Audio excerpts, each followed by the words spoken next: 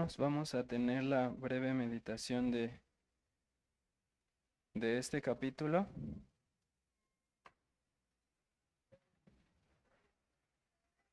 Y este capítulo nos narra el inicio del reinado de un rey que había sido muy esperado. Su reinado había sido profetizado casi 300 años antes, en primer libro de Reyes capítulo 13:2, donde dice: He aquí que de la casa de David nacerá un hijo llamado Josías, el cual sacrificará sobre ti a los sacerdotes de los lugares altos, que queman sobre ti incienso, y sobre ti quemarán huesos de hombres. Y no solo decimos, hermanos, que Josías fue muy esperado porque pasó mucho tiempo entre los días de Jeroboam y hasta su nacimiento, sino por la manera en la que se nos describe a este rey. La manera en la que el autor de Reyes describe a Josías denota que él fue uno de los reyes más prominentes y ejemplares que jamás había tenido el reino de Judá. Pareciera como si el autor del libro de los Reyes se hubiera esmerado bastante en introducir la figura de Josías, más que la de cualquier otro rey. Porque sabemos que hubo reyes que hicieron lo bueno, pero aquí se le describe de una manera más elaborada al describirse como un rey que hizo lo bueno. Él, Antes de él hubo reyes que hicieron lo bueno, pero él particularmente hizo lo bueno de una manera que prácticamente el autor de Reyes está describiéndolo como si fuera un rey modelo, como un ejemplo a seguir. Y de hecho lo hace como si estuviera parafraseando a Deuteronomio 17. Quiero que vean cómo dice el versículo 2. Hizo lo recto ante los ojos de Jehová y anduvo en todo el camino de David su padre, sin apartarse a derecha ni a izquierda. Y no parece tan elaborado para nosotros, pero él está tratando de llevar nuestras mentes a lo que dice Deuteronomio 17, en donde se describía, Moisés describió cómo debía ser el rey ejemplar, cómo debía ser el rey que él pusiera y que él escogiera. Deuteronomio 17, 18 al 20 dice así: Y cuando se siente sobre el trono de su reino, entonces escribirá para sí en un libro una copia de esta ley, del original que está al cuidado de los sacerdotes levitas, y lo tendrá consigo y leerá en él todos los días de su vida, para que aprenda a temer a Jehová su Dios, para guardar todas las palabras de esta ley y estos estatutos, para ponerlos por obra, para que no se eleve su corazón sobre sus hermanos, ni se aparte del mandamiento a diestra ni a siniestra, a fin de que prolongue sus días en su reino y sus hijos en medio de Israel. Es como si el autor de Reyes nos estuviera diciendo: ese rey del que habló del que habló Moisés, que no se iba a apartar ni a diestra ni a siniestra, es este Josías que tanto esperábamos. Ahora bien, los capítulos más adelante van a describir esta gran reforma que hizo Josías y van a hablarnos de las virtudes de este gran rey. Pero creo que en este capítulo en particular, el énfasis no está tanto en la persona de Josías, sino en la reacción que él tuvo cuando escuchó las palabras del libro del pacto. Y también el énfasis se encuentra en la respuesta que Jehová le dio a Josías. La escena que se nos describe aquí puede ser un poco extraña, pero también comprensible por el hecho de que antes de Josías los dos reyes anteriores habían llevado al pueblo al colmo de la apostasía. Es decir, el reino de Manasés, el reino que Manasés y Amón le dejaron a Josías, era un reino totalmente devastado, y la idolatría y la corrupción habían llegado a límites impensables, a tal grado que el mismo Josías permaneció mucho tiempo de su reinado ignorante del libro del pacto, ajeno por completo a la existencia de ese libro que se le leyó y que muy probablemente era una versión de lo que nosotros conocemos como Deuteronomio. Entonces, nuestro capítulo primero se enfoca en la reacción que tuvo Josías. Recordamos cómo después de que él mandó arreglar el templo y encontraron el libro y se lo leyeron, él escuchó y inmediatamente la palabra de Dios nos dice que él se rasgó sus vestiduras en el momento en el que escuchó, lo cual a la luz del Antiguo Testamento en general nos recuerda que este es un símbolo de profundo arrepentimiento y profunda humillación. Y no era para más, hermanos. Era lo mínimo que Josías podía hacer a la luz de la manera en la que los reyes anteriores a él habían quebrantado el pacto.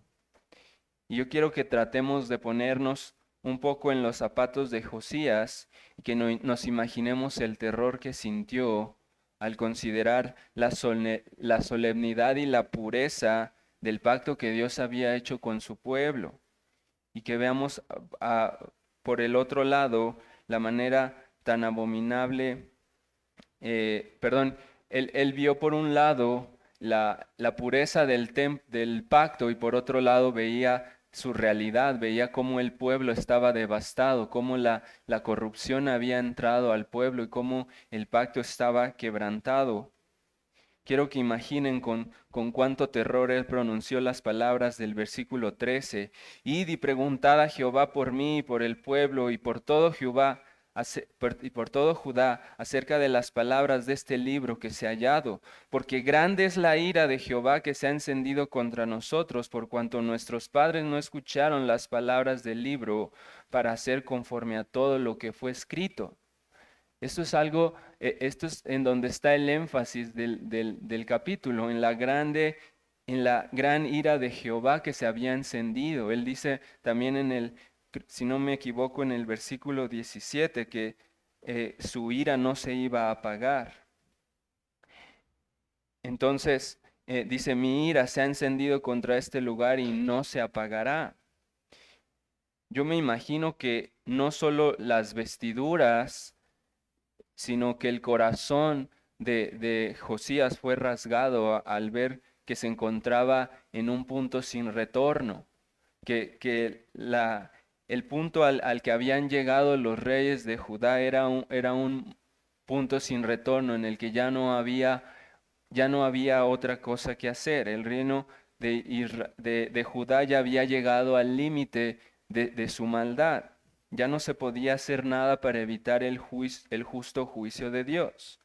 Y eso es algo que yo creo que Josías lo entendió perfectamente cuando rasgó sus vestiduras, que le quedó muy claro después de escuchar las palabras del pacto, las palabras de Moisés, y también a la luz de ver cómo realmente eso era una realidad en el pueblo, cómo ya habían pervertido y habían pervertido la adoración en el pueblo.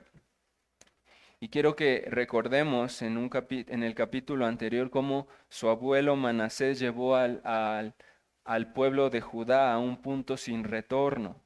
Su maldad de Manasés y de Amón llegaron hasta el colmo.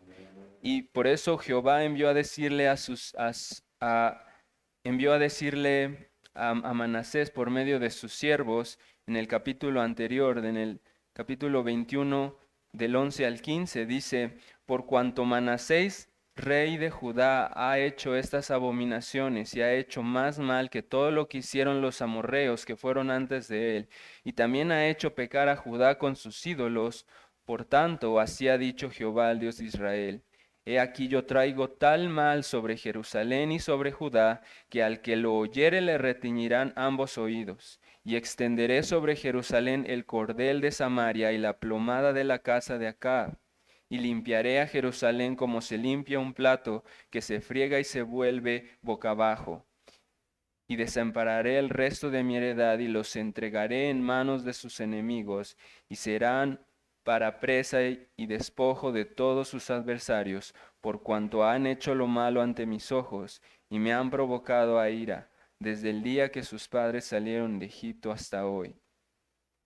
Y como ya lo vimos anteriormente en Zacarías, cuando los profetas hablaban de la plomada, estaban en pocas palabras pronunciando un juicio inminente, tal como lo confirman las palabras de Amós en el capítulo 7, versículo 8, donde dice: Jehová entonces me dijo, ¿qué ves, Amós?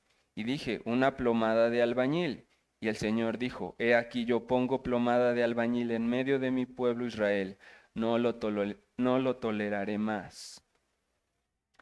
Quisiera que pudiéramos sentir el peso de estas palabras, hermanos, que pudiéramos sentir el peso de lo que estaban viviendo el pueblo de Judá por haber quebrantado el pacto de Jehová. Jehová estaba profundamente indignado y no estaba dispuesto a tolerar más esa maldad.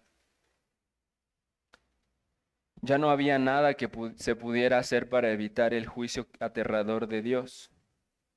Y Josías entendió eso y en el momento en que entendió cuán grande era la ira de Jehová, se arrepintió de todo corazón y fue extremadamente diligente para empezar a reformar la adoración otra vez.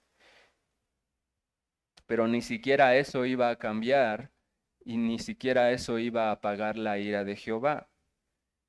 Él ya había determinado que su ira se iba a derramar y que iba a traer gran mal. Vean cómo le responde Jehová, cómo responde Jehová después del arrepentimiento de Josías en el versículo 16. Así dijo Jehová, he aquí yo traigo sobre este lugar y sobre los que en él moran todo el mal del que habla este libro que ha leído el rey de Judá, por cuanto me dejaron a mí y quemaron incienso a dioses ajenos, provocándome a ira con toda la obra de sus manos. Mi ira se ha encendido contra este lugar y no se apagará. Mas el rey de Judá que os ha enviado para que preguntaseis a Jehová, diréis así: Así ha dicho Jehová, el Dios de Israel, por cuanto oíste las palabras del libro, y tu corazón se enterneció y te humillaste delante de Jehová cuando oíste lo que yo he pronunciado contra este lugar y contra sus moradores, que vendrán a ser asolados y malditos, y rasgaste tus vestidos, y lloraste en mi presencia, también yo te he oído, dice Jehová, por tanto, he aquí yo te recogeré con tus padres y serás llevado a tu sepulcro en paz, y no verán tus ojos todo el mal que yo traigo sobre este lugar. Y ellos dieron al rey la respuesta. ¿Notaron, hermanos, cómo se pone el juicio de Jehová por delante? No dice Jehová, por cuanto tú te arrepentiste, ahora yo me he arrepentido de lo que haré con de lo que había pensado hacer con este pueblo. Es como si le dijera, qué bueno que te arrepentiste y que todavía hay un remanente fiel, pero mi pacto ha sido violado, mi gloria ha sido ultrajada y de ninguna manera pasaré por alto mi justicia. Le dijo, es como si le dijera, tú te has arrepentido y te extenderé mi misericordia y morirás en paz sin ver lo que haré a este pueblo, pero de todos modos voy a extender mi plomada sobre Israel y no toleraré más su pecado. Y quisiera, hermanos, que eso nos lleve a meditar en Cristo, el cual es un rey mucho más esperado que Josías, que es muy parecido a Josías, pero también es extremadamente superior a él. Josías se humilló desgarrando sus vestiduras delante de la palabra de Dios, pero Cristo, la humillación de Cristo fue mucho peor, porque Él mismo fue el que fue desgarrado para salvarnos de nuestros pecados. Josías se humilló y pudo disfrutar de la paz de Dios, pero Cristo se humilló y aún así tuvo que enfrentarse al castigo de la ira de Dios. Josías se arrepintió e hizo lo correcto y no vio el juicio terrible que vino después de su muerte. Pero Cristo nunca pecó y aún así, aunque hizo lo correcto siempre, Él no solo vio la ira de Jehová, él cargó la ira de Jehová sobre sí mismo. Y la única razón por la que el arrepentimiento de Josías le trajo paz fue porque el castigo que Josías merecía cayó sobre Cristo en la cruz. Esa enorme ira que no se apaga cayó sobre Cristo en la cruz. Como dice Isaías 53:5, el castigo de nuestra paz fue sobre él. La indignación de Jehová cayó sobre Cristo para que Josías y todos los que se arrepienten y creen puedan gozar de la paz y el perdón que hay en la vida y la muerte y la resurrección de Jesús.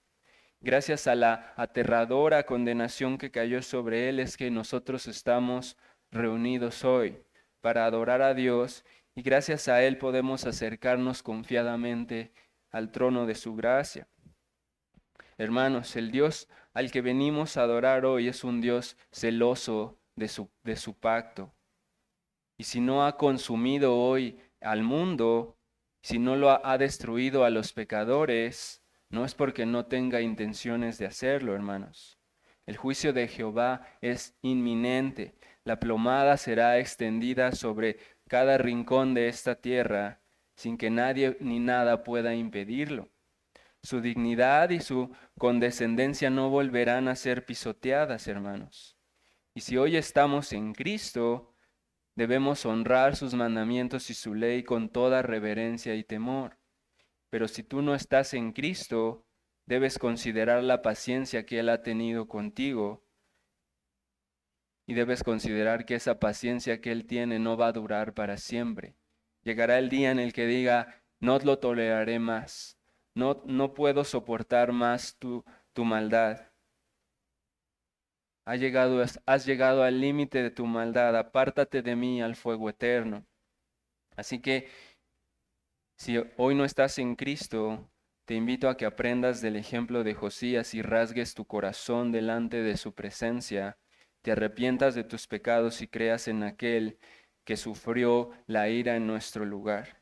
Y con esto en mente, hermanos, sigamos adorando a aquel que sufrió una muerte sangrienta para que nosotros pudiéramos tener paz con Dios. Amén.